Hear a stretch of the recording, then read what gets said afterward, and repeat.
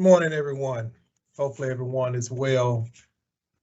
Thank you for participating in this session and welcome to this session.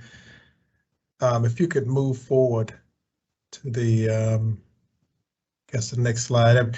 Everyone here should be familiar with the profile of a graduate.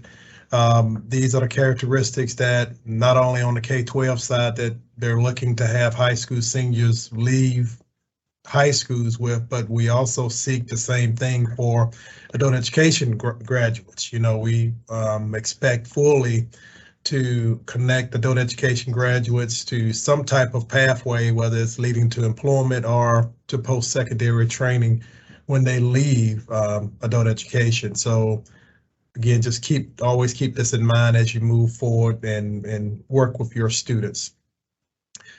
Again, this is a reminder of our vision and mission, the vision and mission for adult education across the state.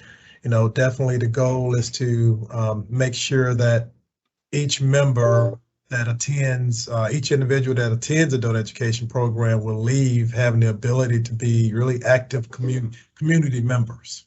And that's one of the strong goals that we have, and being an active community member includes, you know, being able to find good source of income to support your family and yourself, just to be an active member across all stages of really what we're trying to do in South Carolina. So again, this is the vision and mission for adult education. And here are the objectives for the meeting, and I know they've scrolled around a few times, but definitely this meeting, we encourage everyone to, you know, be active participants, you know, ask questions when there's any type of confusion, anything that comes up that's not clear, please ask questions. I mean, so the compliance monitoring process is not a gotcha process. It's an improvement process. You know, it's our goal for providers to be improved as we move forward through compliance monitoring. A certain percentage, I think 25% or 35%. What's our percentage, Andrina, of programs that are monitored each school year?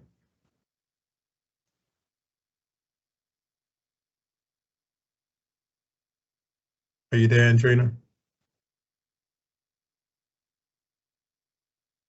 Okay, she may be tied up at the moment, but somewhere in the neighborhood of 25% of the programs are monitored each school year.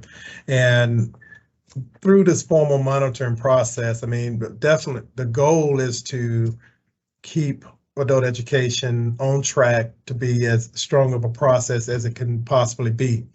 Everyone here applied, or every provider here applied for an application through the RFP process a couple of years ago. And the RFP application is monitored through this process to ensure that federal and state regulations and guidelines are followed.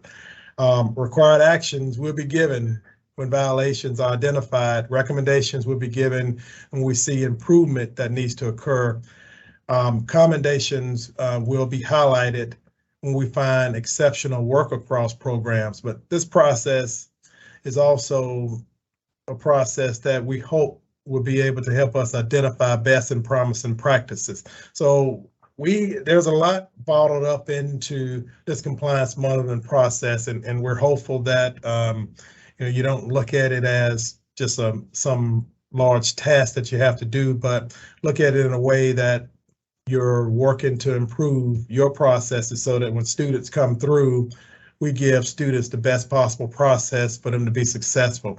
These are individuals, in most cases, you know, I know we serve individuals that graduated high school, and some actually have an associate degree, maybe even some bachelor degree work.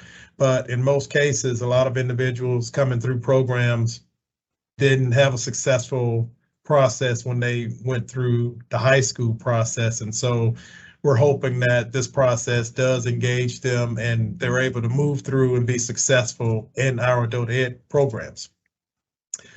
So this is a new process, and it has been in place for a couple of years at this point.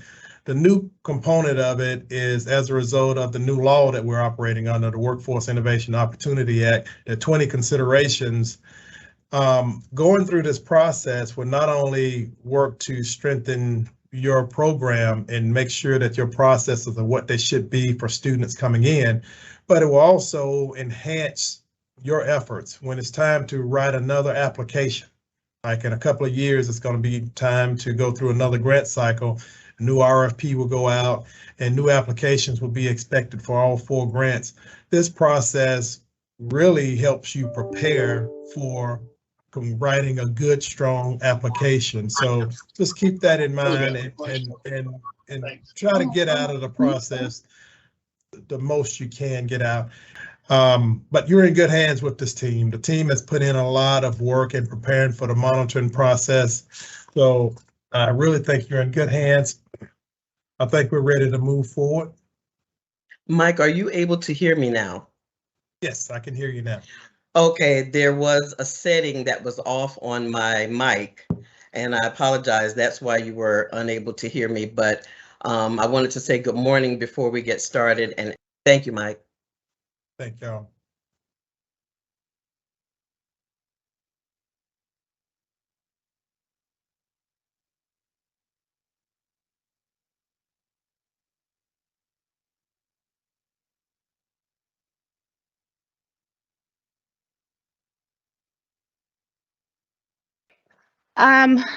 So the compliance monitoring review survey tool is where you will submit all of your written responses and your uploads. You can, with this tool, you can complete it in any order. You'll be able to save your progress. You'll upload your documents and photos. The templates are there, and you can view, download, save, and print your responses. Couple tips on the survey tool. If you are having any problems at all, if your network is blocked, if your school district network is blocking it, please let us know as soon as possible. Don't wait. Please don't think that you're bothering us. Please send us a message right away. We've had a couple districts where their networks were very, very strict. So if that's the case, we may have to make some adjustments for you. Okay, next slide.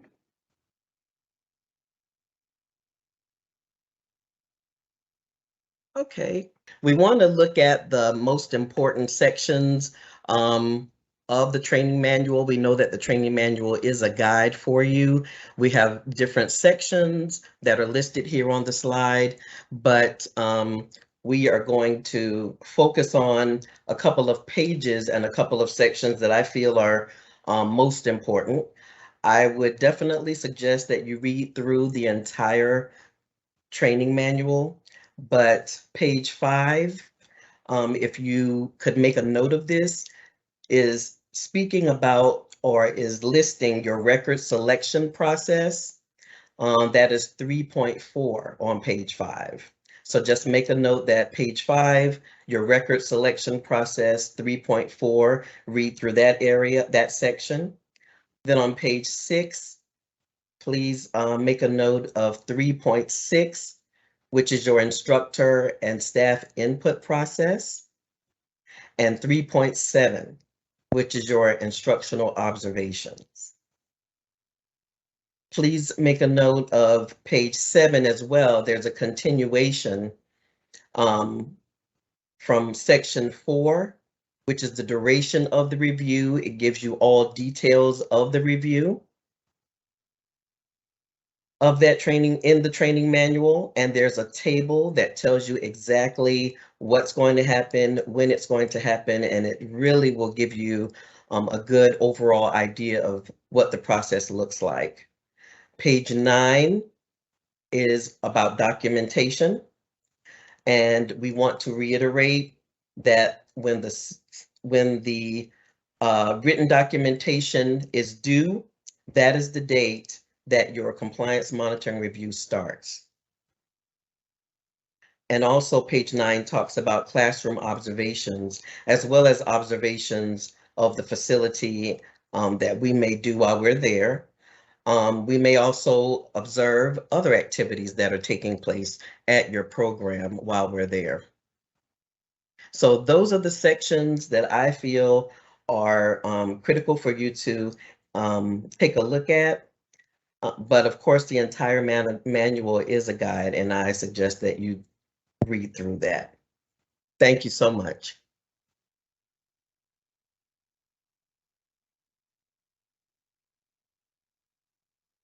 We're going to start with consideration 1.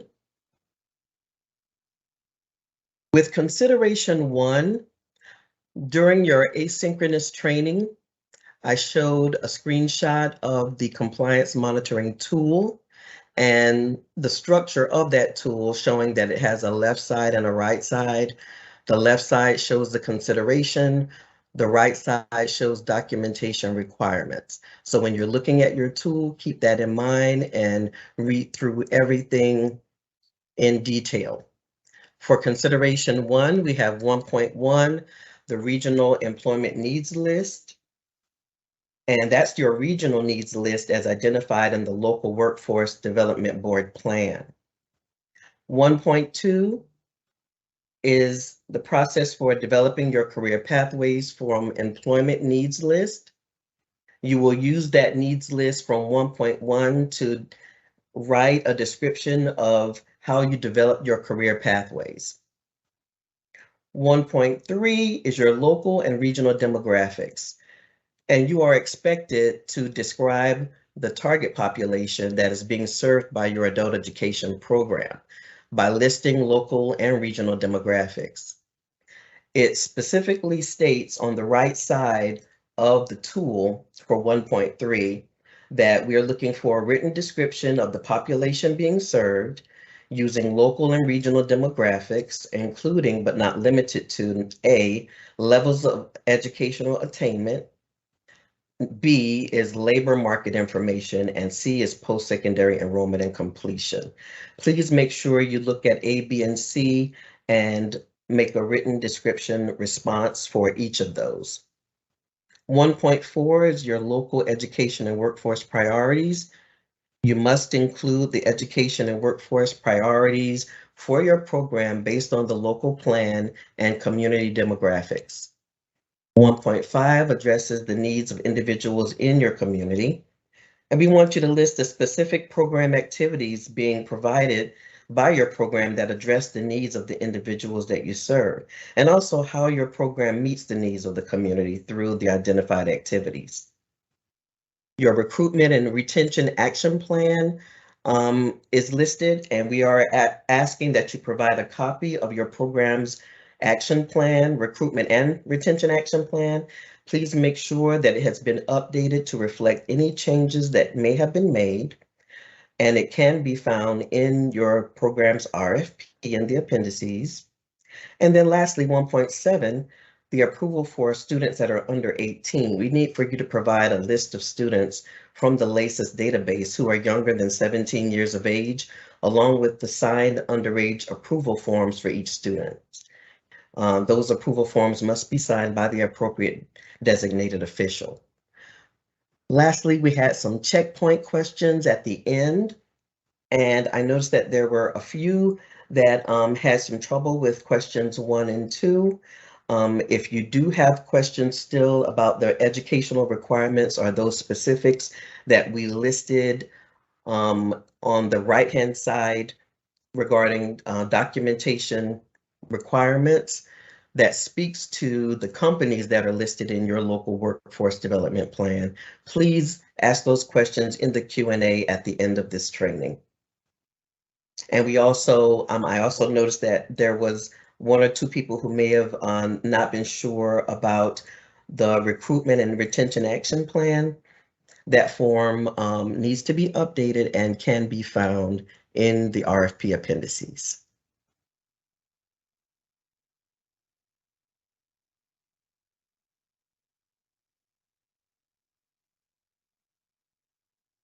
right, I think this one is for me. I'm Wendy Griffin. WIOA consideration number 2 is talking about serving students with disabilities. And there's quite a few things that we're going to be looking at. We are a public facility, so we do have to follow some federal guidelines regarding serving those students with disabilities. And some of the things that we're going to be looking for as we go through this is that your facilities are accessible. We're going to be looking for ramps and bathroom accessibility and making sure that all students with any kind of disability would be able to access your program. 2.2 is about fire and safety law compliance. We need to make sure that your students are safe while they're in your building. We're going to be looking at your emergency evacuation plans, your posted escape routes, your entrances and exits, making sure that they are available to students in an emergency. For 2.3, we're going to be looking about, this is about transitioning students to adult ed who have IEP or 504 plans. We want to see a written plan for working with your special education office in your district or in your local area to transition students from the public school into adult education. And we do need a written plan for that. You need to have some kind of policy as far as how you transition those students. 2.4 is talking about identifying and serving students with disabilities. We need to make sure that we're serving students with all kinds of disabilities, physical, mental, emotional, and learning disabilities. You need to have a process in place for identifying those students on the front end, and then on the back end, how you serve those students and accommodate those disabilities. 2.5, we want to see some collaboration with outside services to enhance the experience that your students are having in your program. We want to see how you collaborate with other partners to make sure that you're supporting those students with disabilities in appropriate ways. And then finally, in 2.6, we need that inclusion and equitable access to students with disabilities, and we need a written policy for that. Your program should have a written policy to make sure that you are able to include those students and give them equitable access to the services that you provide.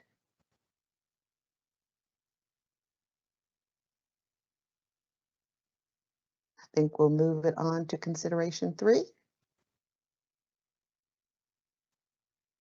you want to discuss your checkpoint? Oh, thank you. I kind of forgot about that. Appreciate that. I did look at the checkpoints, and everybody, it looked pretty good. We had pretty high success in that. I didn't see anything glaring. Everybody did okay on my checkpoints.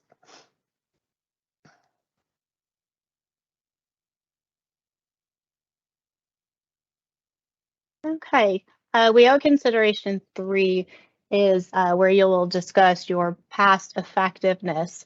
So with 3, it's only 2 questions. 3.1 is where you're going to go into detail about your program's successes, not just your performance.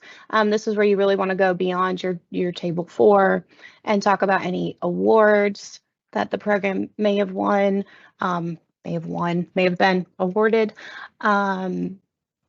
Different spotlights. We've had programs, talk about where different organizations presented them award for different things.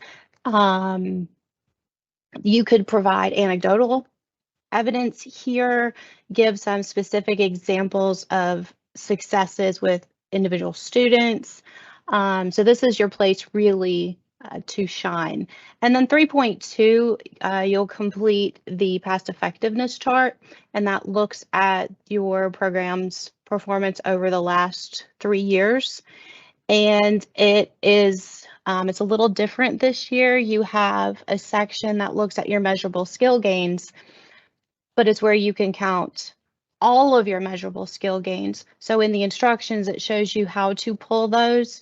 An example I give, if you have a student who, they achieved an EFL gain, they earned a GED, and they exited your program and entered post-secondary, that's 3 MSGs. Well, on table 4, it only counts once. So the past effectiveness chart allows you to capture all of the successes in your program.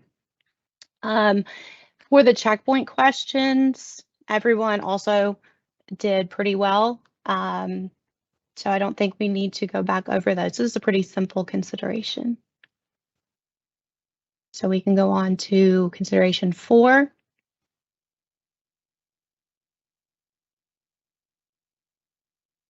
Good morning, everybody. This is Dominique here, and I review consideration 4 for your program, in which you speak to your alignment with the one-stop system in your local areas as defined in your local plan.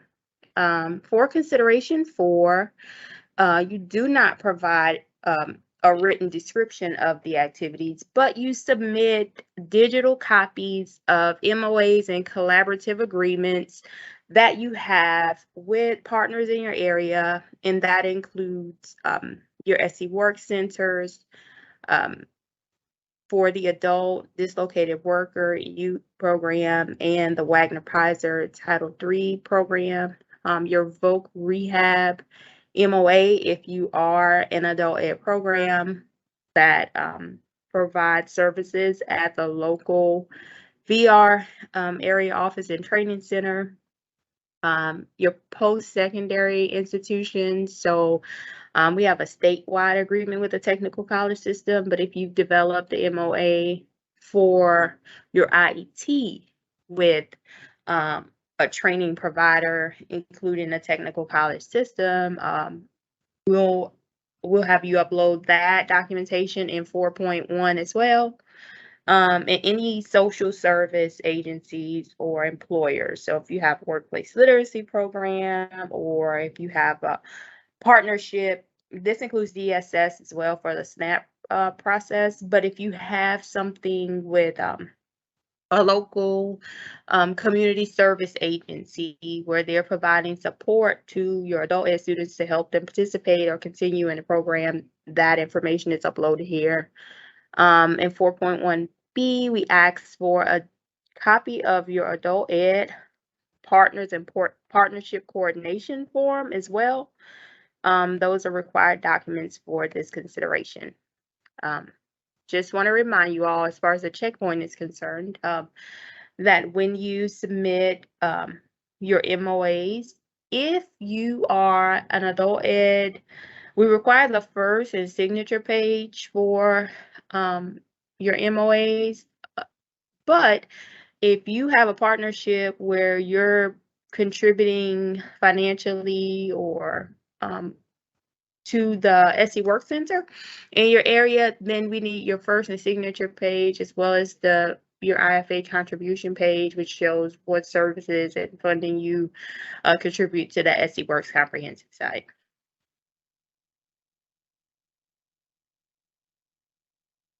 And that's it for consideration 4, y'all. Good morning, everyone.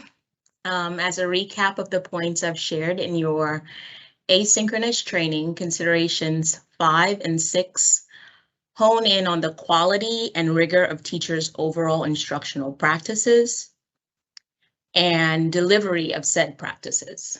So we take a close look at your program's course offerings, standards-driven, individualized, in-person and virtual instruction for all of your programs of study, and your adherence to all policies and guidelines for high school diploma programs as outlined in the South Carolina State Board regulations. So given your instructors are the ones actively involved in providing these services, we strongly recommend you invite your teachers to assist you with documenting the practical ways they're addressing these considerations on a regular basis. For consideration 7, you must show evidence of how your teachers are effectively using technology, related services, and delivery systems to promote learning gains in distance and in-person learning environments. And lastly, for consideration 8, we're looking at how instructors contextualize their instruction to include career pathways, workplace and workforce prep, civics, and integrated education and training for all of your students. So what I will say, as I've stated before, is we highly recommend inviting your teachers to assist you with documenting how they are addressing these considerations, particularly 5 through 8. We're confident that your instructors are championing these regulations in the classroom on a regular basis. So we'd like you to use this opportunity to particularly in your written documentation, to highlight the amazing work they're doing with students day in and day out. And I want to encourage you to take a look, if you haven't already done so, at our instructional resources website. I will put the link in the chat here as well. As for my checkpoints, I didn't notice any issues with that, but if there are questions towards the end, I'll be happy to answer those.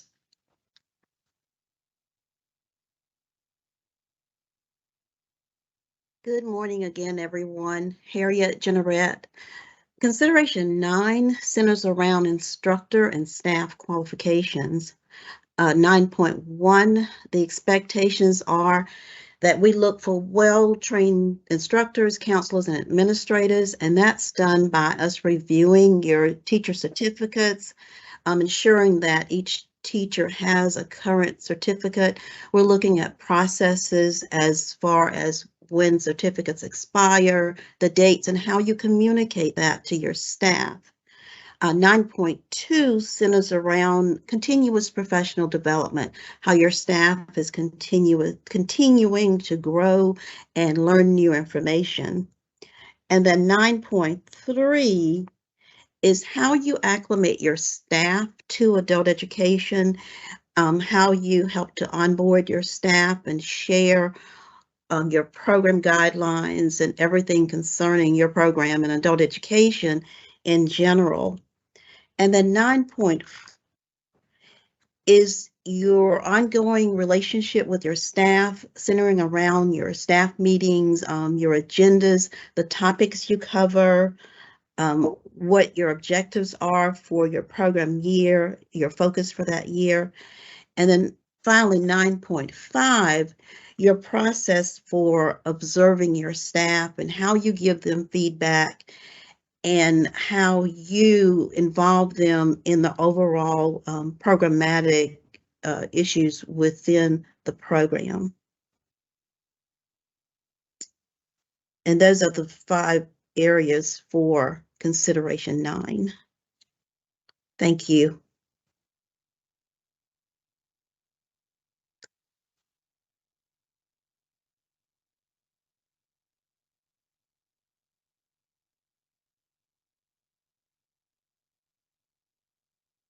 All right, so for consideration 10, we review your written documentation to see how you are partnering and collaborating with other entities in your community for the and in your program for the development of career pathways.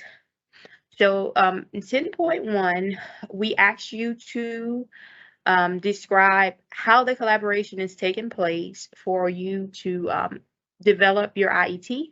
So specifically in here, we're looking for who your training provider is for your IET, what career pathway it is, and any participation requirements for that for students in your local program. In 10.2, we ask for you to go into more detail about how the students' interests are determined, how it's introduced during your intake and orientation process, and how a student would participate in enroll in it. And that could be an apprenticeship program, a bridge program, any dual enrollment opportunities that you have for this that are available for the students in your local area. And although we're specifically asking you about your program's developed career pathway, which would be the IET process, if there are other in-demand, high-demand, high-growth job areas that you all are providing linkages to for your students at the local level, then you could also include that information in 10.1 as well. and how they participate in 10.2. 10.3 is still listed here, but the document upload has been moved to consideration 4, which is why we mentioned the training provider for your program's IET, including technical college or any other eligible provider of training. You won't be uploading a document here. But that's the information that supports consideration 10.3, that agreement, collaborative agreement that you have with the training provider. And then in consideration 10.4, we ask you, so we require with this grant that all programs have personnel and staff that provides career development and career planning services to students. And that's the college and career navigator role. We understand that sometimes that role is, the responsibilities of that role are divided among program staff members, and sometimes this includes teachers if you have satellite sites or things of that nature. But we do ask in 10.4 for you to provide a written description of how many hours your CCN works each week to fulfill the job responsibilities. And if that CCN is not full-time, to explain how those responsibilities are met, how they aid in the development and implementation of your career pathway, and how the CCN connects students with supportive services that are available to make sure they transition to the opportunities are provided for them to transition to post-secondary ed training or employment. We use the CNR codes as a part of monitoring consideration 10.4. So what you should know is at the time, right before your virtual visit, we pull those reports and review the CNR report for the required services, which are listed here, that the career interest inventory or goals setting has been done. Information about the IET or career pathway is introduced. There's a code for that. Information about supportive services is presented. There's a CNR code for that. And information about the CRC is there as well, but we know that process is on hold, so we know we won't see it in this year's CNR as we've seen it in some of the previous years. But just know that data is pulled for this consideration.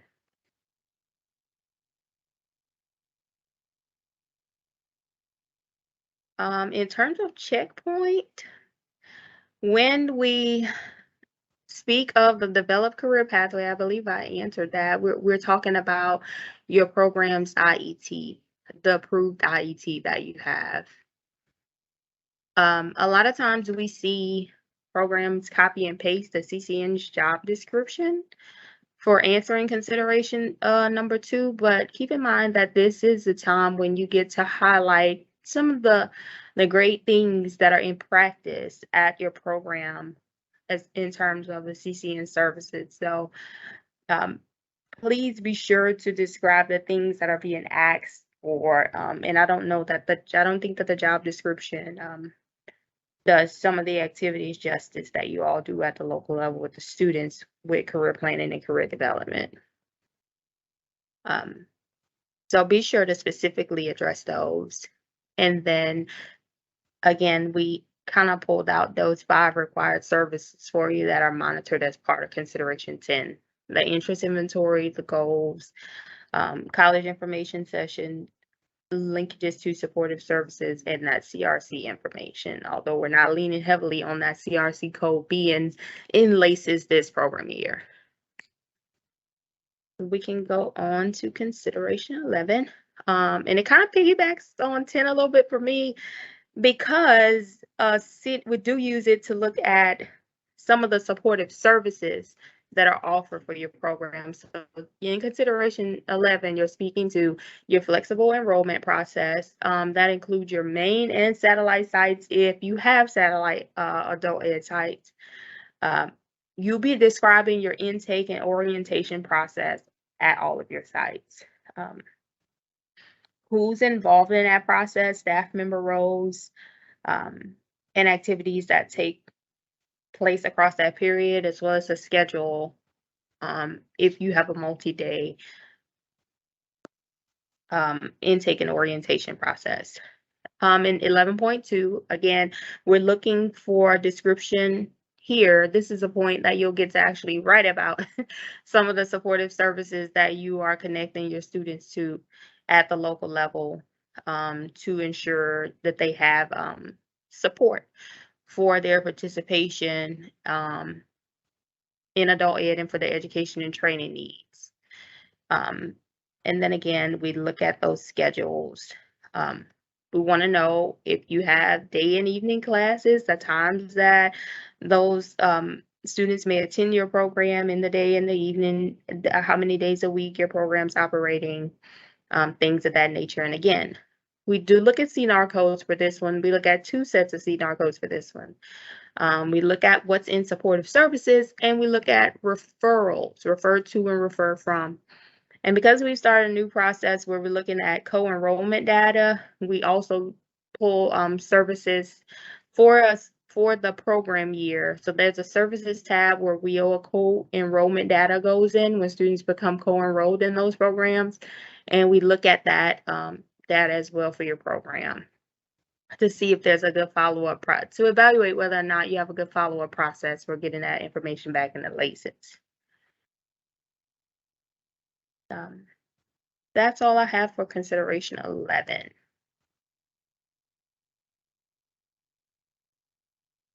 Move on to 12.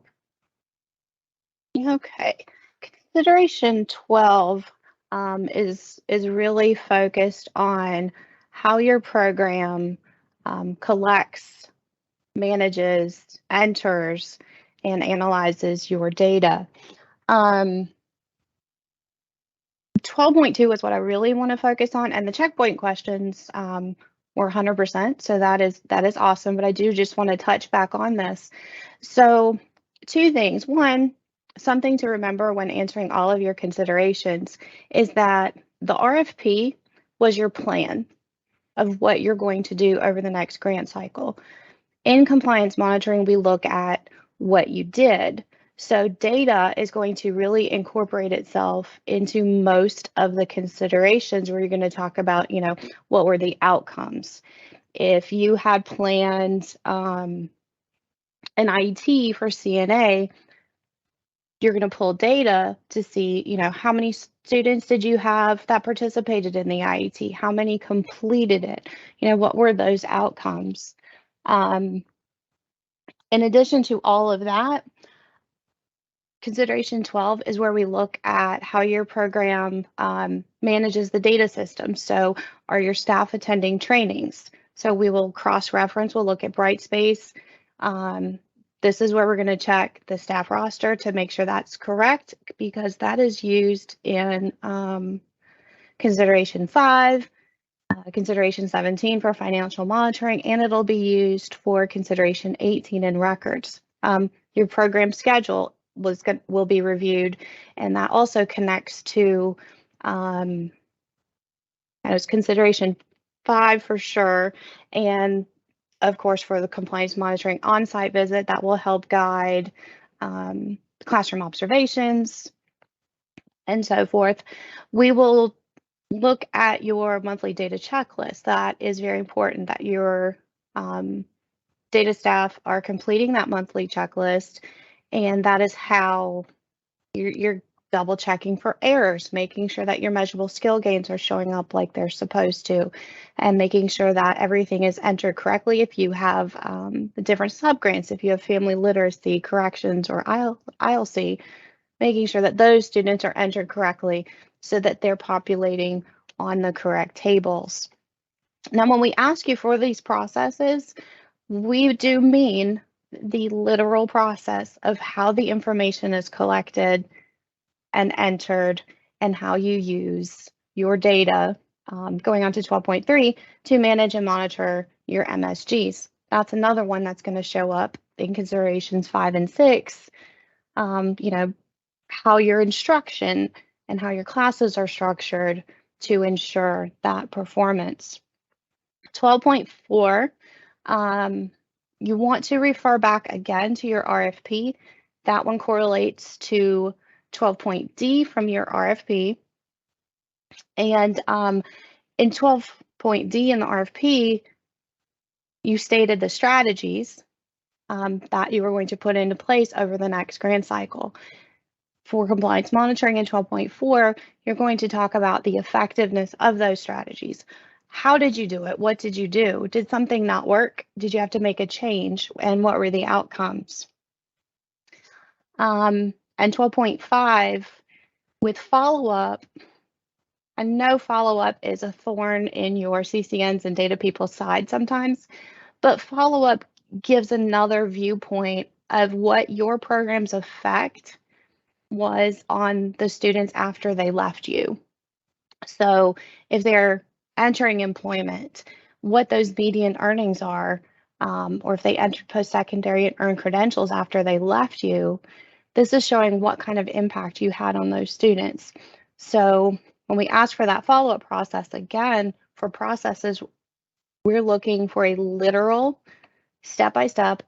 This person does this, and then that goes to this person, and they do this. So just remember with some of our written responses that we're looking for the literal step-by-step process for how your program manages. I think in our next slide, we're going in a little bit, digging a little bit deeper in the data of what data you might use beyond your tables. Might be your census data. There's a really cool analytic tool within the census website where you can break out the educational attainment by age. So you can look at some different things with your census data and with your actual need numbers in your counties. Of course, you'll look at your enrollment, but you could break that down, look at the demographics of who you serve. And our example that I gave before was, say you have that CNA IET, but your population is mostly 17 to 21-year-old males. Not to say that a male wouldn't be interested in healthcare, but that's generally not a target audience for CNA classes. So that may tell you that you need to do one of two things: either recruit or expand offerings and look at, some different opportunities that would interest your population. Sorry,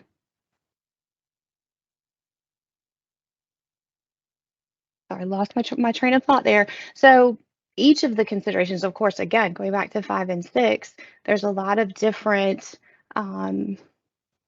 data sets that you would pull when you're looking at your instruction, at how you develop your schedule of classes. If you have most of your classes during the day, but you notice attendance was actually higher in the night classes, you can talk about how you use those numbers to make changes in your schedule. So for our checkpoint questions, again, everybody got 100% on that, so that was really awesome. The biggest thing is with consideration 12 is that we'll be looking at all of the responses holistically, in addition to each of the sub-questions within consideration 12. I think Wendy is next. Thank you, Cammie. All right, so I'm going to talk about consideration 13, and that's all about your ESL students and your ESL program. On the chart, you see some programs highlighted. This is all of our programs that we have in South Carolina, and or counties, I should say, and their population of their limited English proficient population. That's what LEP is, new acronym. The ones that are highlighted are the ones that are over 1,000. If you have a population, a limited English proficient population of over 1,000 people, you are required to provide ESL services in your program.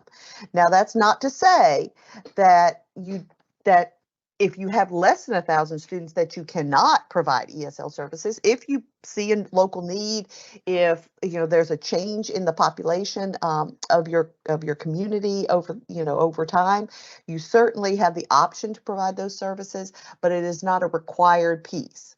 Do notice that if it is required, we will be looking at that, and that could potentially end up as a required action if you're not providing those services for your community if you have a population of over 1,000.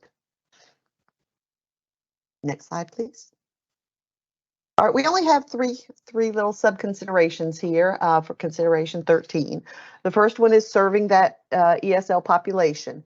We want to see some demographic information on your in your community for limited English proficient individuals. A couple of places that you can find that information is the Migration Policy Institute. They have some great demographic information for communities all the way down to the county level. The American Community Survey is another place that you can find that data for the ELL for that population in your area. And then we want to know kind of how you are addressing the needs of that population, meaning if you have maybe a refugee resettlement service in your area, how are you serving those refugees, because they are kind of a specific subpopulation of your immigrant population in your area. So we want to kind of know specifically how your program is adapting and accommodating those students in your area. 13.2 talks about using appropriate curriculum materials. We want to hear about how you're using materials, especially now that many programs have Burlington English. We'd love to hear some information about how you're implementing that in your programs, because one of the purposes to compliance monitoring, as Mike said, is to look for promising practices and look for promising materials and things that we can share out to other programs to make them successful too. So please be sure to kind of outline that and talk about how you use those materials so that we can use that information to share out with other programs. And then finally, the process for promoting ESL student participation and retention. It's, as you know, ESL students require 60 hours of instruction before you can post-test them. So there's a specific retention issue with our ESL students. So we want to know some of the tactics, I guess, that you're using to keep those students involved in your program and keep them participating in your program at least through the 60 hours and beyond. But we really want to hear about marketing. We want to know, what if you put out flyers, if you are working with maybe some services, like I was talking about the refugee resettlement services, if you're working with some of those. We really do want to kind of hear about the things that you're doing in your community to promote that participation and retention in your program. As far as my checkpoint questions, 98%, guys, you did great. I don't think that we really had any other questions. So thank you.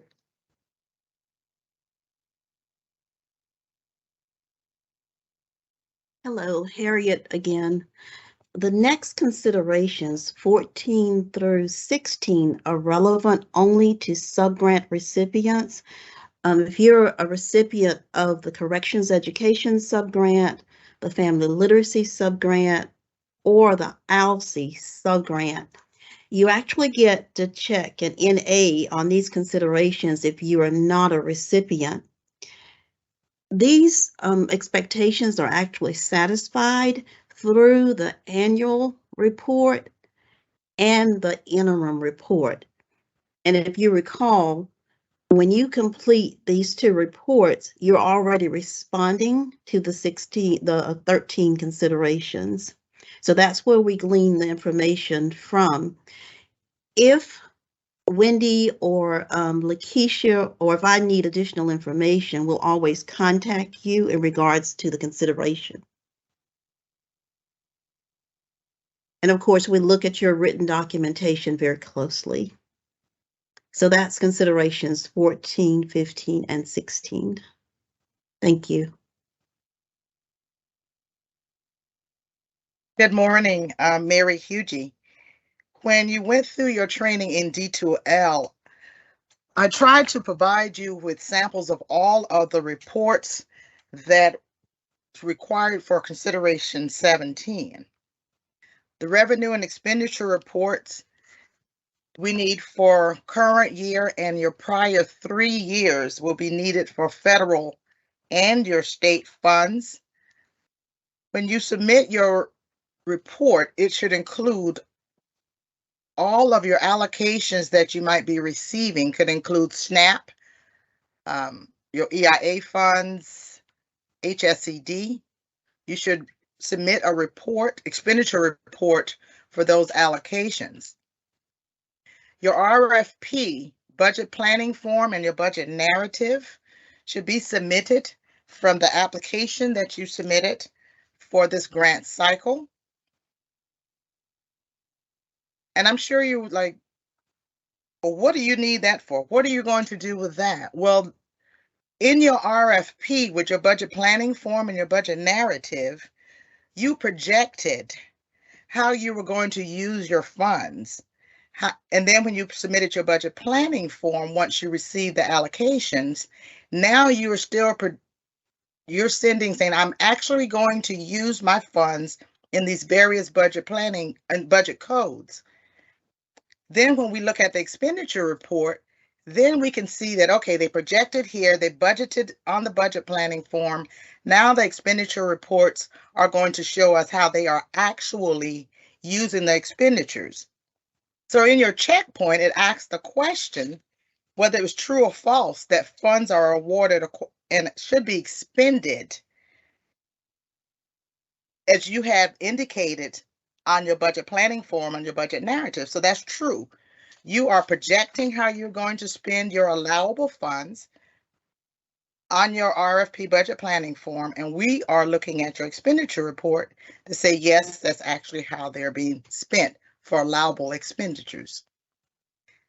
Your detailed check history or labor history, they show the same information, but some districts will provide you with the check history or labor history. So you were given a sample as to how that should look. What am I looking for? What are we comparing? Then your semi-annual certification also provided information as to what does that look like? We're looking for 100% any of your staff members that are paid from federal funds, and that's at 100%. That's what we're looking for. And I gave an example, what you need there. Your local program income report, there was an explanation there too, but we're looking for school year 21-22. Any fees that you collected, we want to, on that form, you need to indicate where those funds are coming from. Then for us to see that they are reimbursable expenditures and they were put back into your program, there's a pupil account that you can have your finance office to run, and it will show where those funds were put back into your program, how they were used back into your program. Then your inventory control form. And with your inventory control form,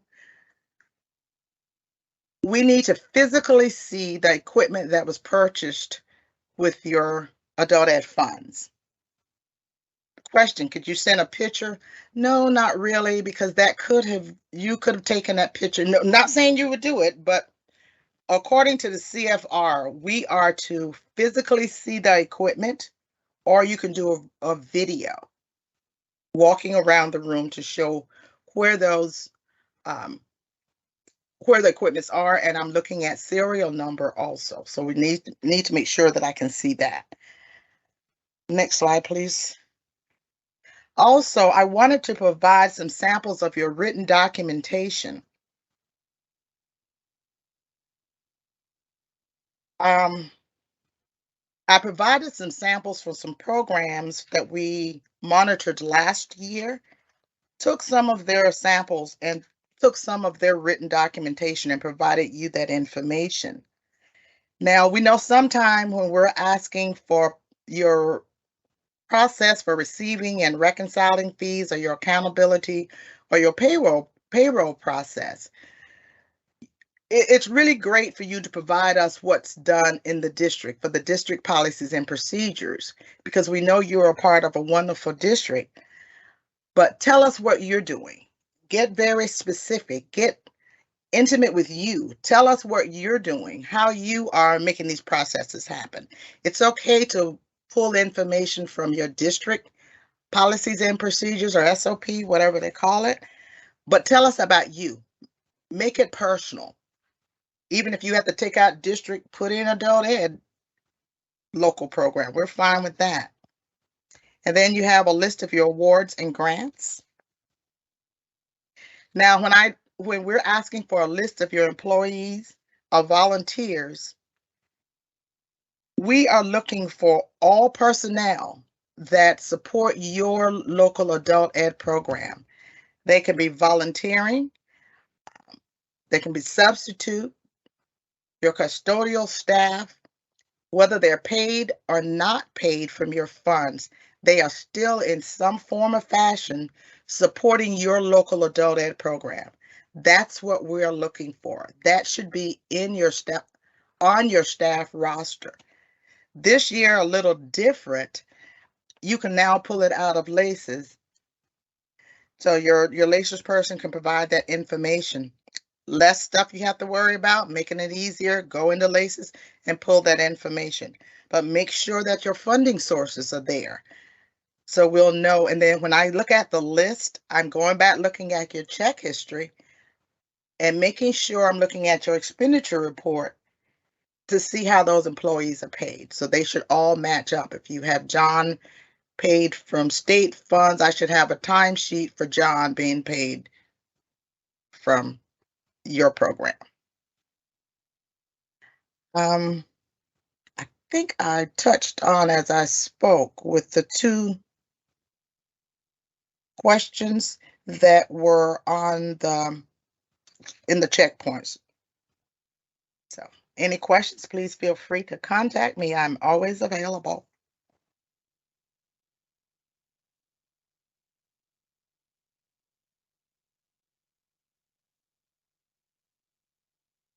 Okay, our next consideration, consideration 18 is for your student records.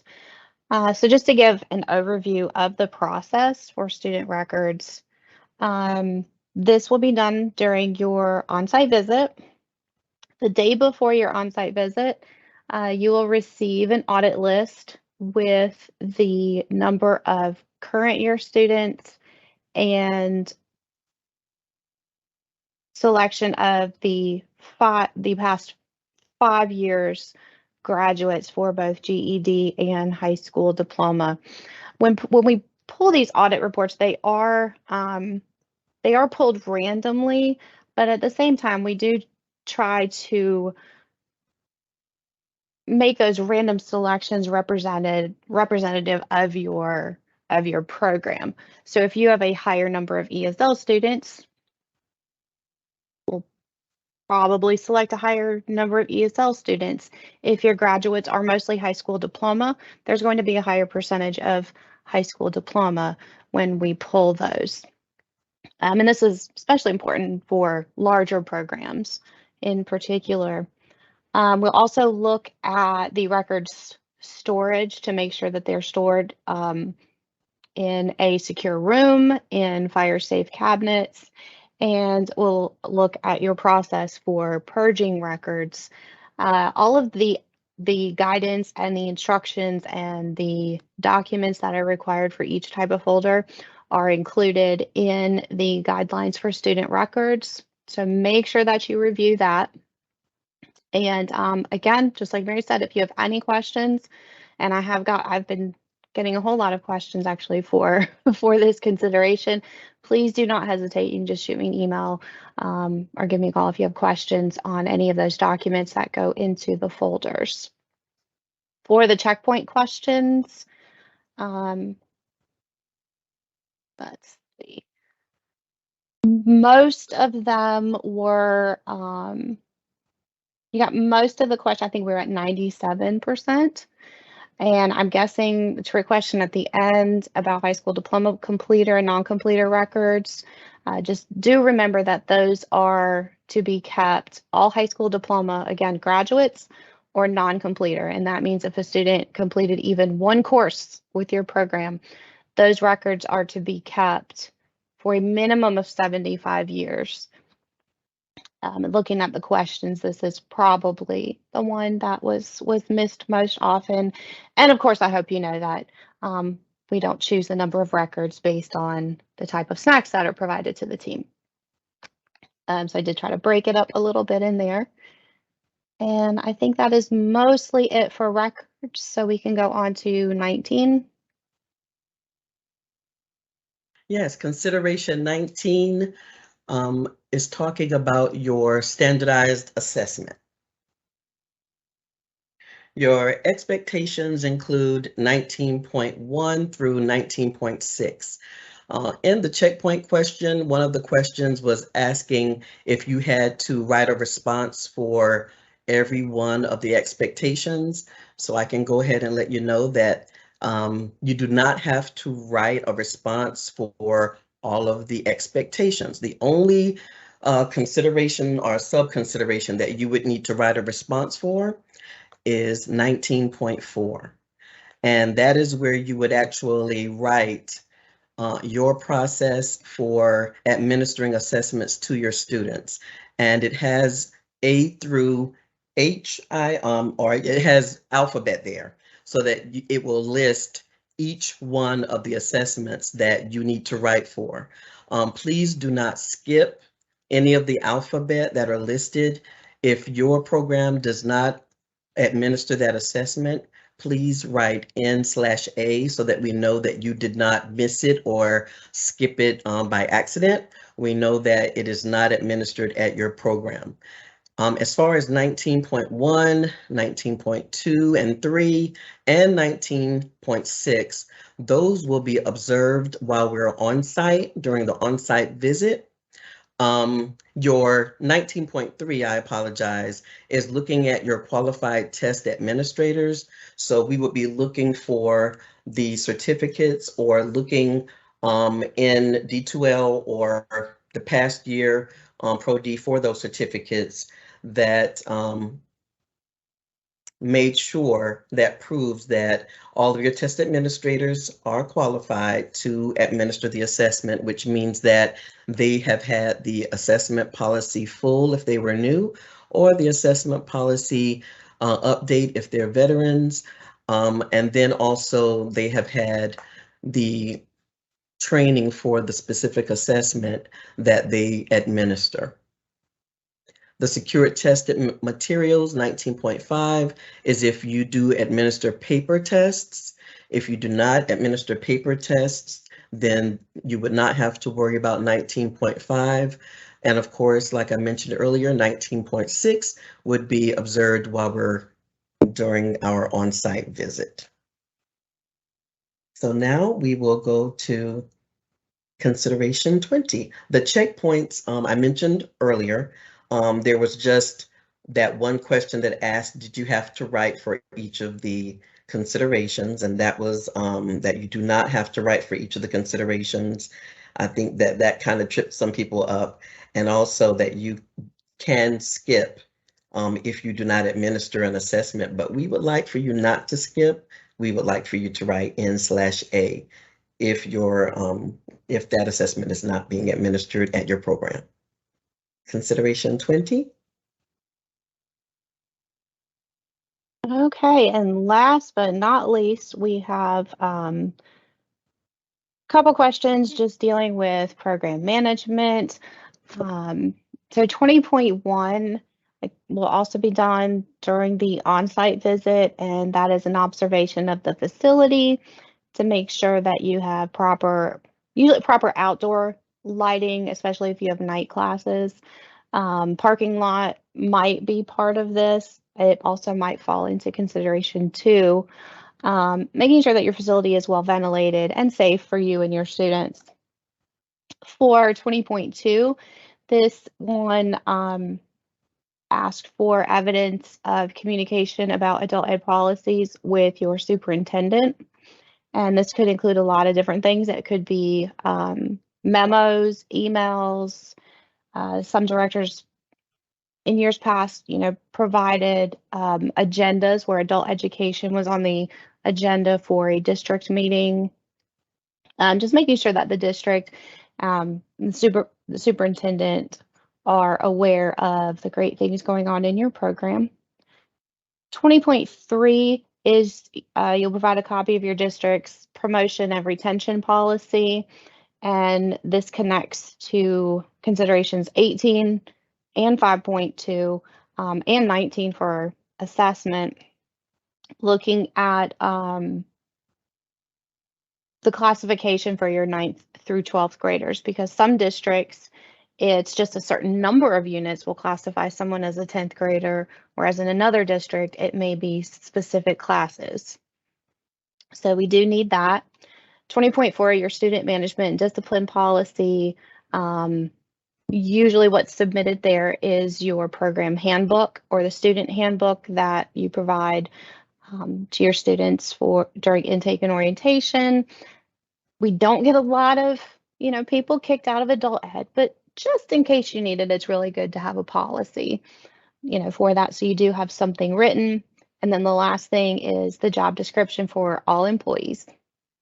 For your certified positions, office staff, if you're a school district program, most of the time these job descriptions come directly from the school district, where it outlines the job responsibilities, educational requirements, and so forth. And also everybody did pretty well for the checkpoint questions. Again, I'm thinking probably question number 3, which was a job description is not required for volunteers or tutors, and that is false. If your program does have volunteers and tutors, there should be something written that shows the expectations, the requirements, and so forth. I've received some questions, so I'm going to start by reading the questions that I have. And then afterwards, if you have a question, would you please raise your hand using the reactions icon, and I will call your name to ask your question. So the first question is from consideration 17, and the question is, will you look at the equipment when you visit? And that question is for Mary Hughie. When we do our virtual review on the first day from, I can remember, 10 to 12, at that time, yes, if you will have a device where you can walk around and show me the room that the equipment, what room the equipment is located in, and where I'd be able to see the serial number. And I would use your inventory control form to check off as you show the equipment. Thank you, Mary. The next question is, do we put volunteer information in LACES? Yes. Any and all individuals that are part of your adult ed program needs to be in LACES. Thank you. Next is consideration 12. Regarding the data match survey, the school has placed these documents in the permanent student folders. Is this where it should be?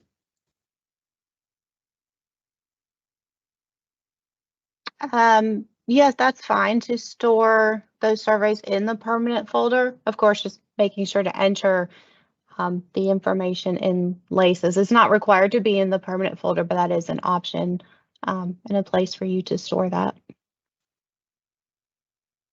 Okay, thank you, Cammie. Joy, will you ask your question, please? Good morning. This Good morning. is referencing what we just spoke to Mary about, that Mary answered for us about equipment. Inoperable equipment and equipment that is no longer used that's been moved to district storage. Mary, could you please address that for me? Yes, equipment that is obsolete or moved to your district. On your inventory control form, you need to have that indicated on there. Either it's obsolete, no longer in use, or it is stored with your district. So when we go through the inventory control form that you upload, then I will be able to see that it is not part of your equipment records. Thank you. You're welcome. Next, Marva, you have a question? Good morning. Good morning. This is for consideration 10. We have state level MOAs with Midlands Tech, Voc Rehab, and DSS. Will we receive a copy, or is that a given for the compliance monitoring report?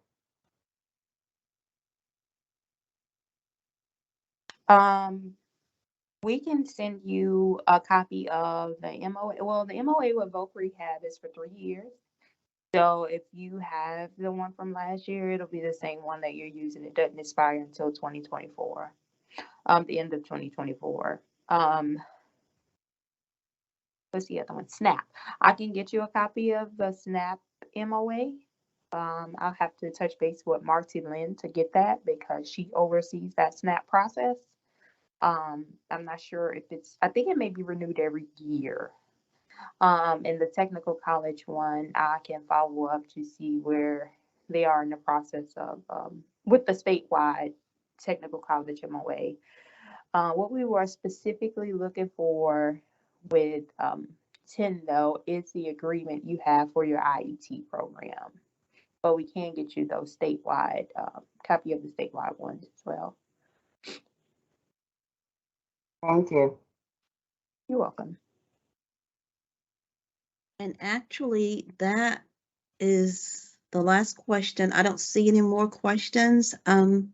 If you have additional questions later, please feel free to reach out to any of the team members. You can definitely reach out to individual team members concerning specific considerations. But thank you so much for the questions that were asked. And I'm sorry, Nalicia has a question or a comment. Yes, thanks, Harriet. I'd like to circle back to consideration 7. The 2 questions that were asked, one was asking about resources. If the electronic resource is not a time on task or does not have a time on task option, then you can't count students' instructional hours towards their attendance. And the answer to that is false, because if you look at the distance education policy and guidelines that's on the website, it's on the SCAdultEd.org website, but I just added it to the module for consideration 7 in Brightspace, so you can take a look at it there as well. There are 3 different ways that you can count distance ed hours. There are 3 models. One is time on task, the other is teacher verification, and the last is learner mastery. So when you have some time, go back and look at that, but there are 3 ways to document instructional hours that are done through distance ed for students' attendance. And then the second question was asking you if distance education courses are mandatory, course offerings are mandatory. And the answer to that was incorrectly documented in here. The answer is false. Technically, the law does not mandate that you offer distance ed course offerings. The consideration says that you should offer a variety of, and we're recommending, especially post-pandemic, if we could say that you do consider making distance ed options available to your students, particularly since, we're working with you and partnering with you to provide the resources that you will need to effectively do so. So It says true, and those of you, 11 of you answered true. But oh, I'm sorry. The answer is true. It's not mandatory. Okay, so those of you answered not mandatory, the answer is true. Those of you answered false, there were 7 of you who answered false. In fact, the answer is true. It's not mandatory, but highly recommended. Thank you for that clarification, Alicia. And one more question did come in. Can the on-site staff observe the equipment instead of showing a video of the equipment?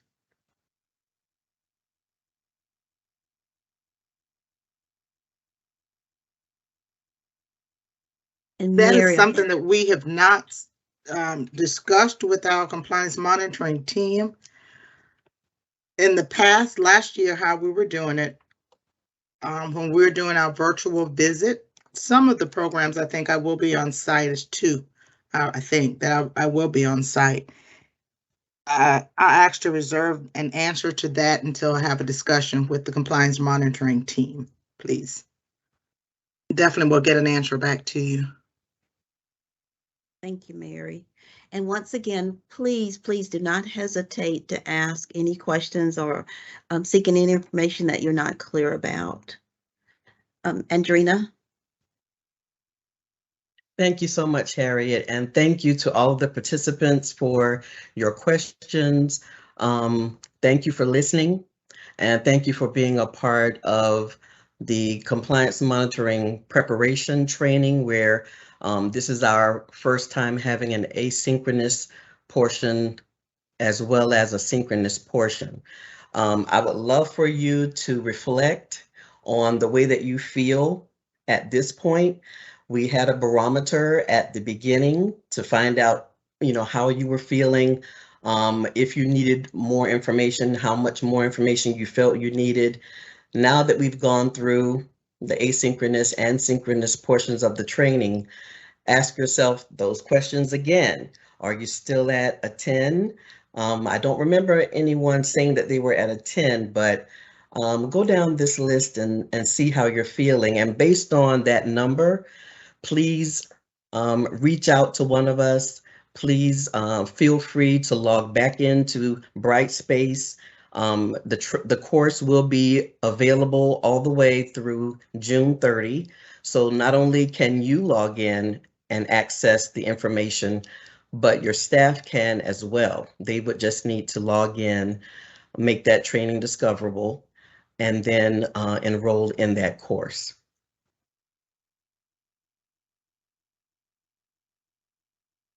Now we are asking if you would please take some time right now, if you could, to complete the course evaluation. We really want to know your thoughts about the total course. We want to also make sure that you do receive your certificate.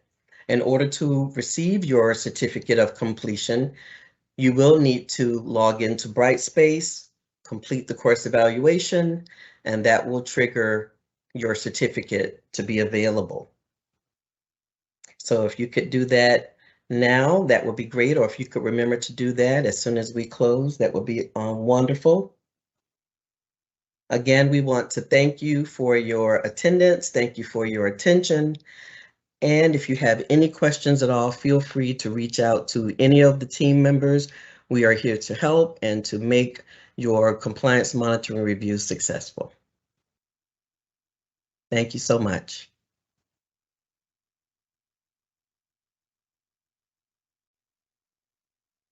We had a question or two about how to receive credit for the training and where to find the evaluation. And Alicia, would you mind talking them through that, please?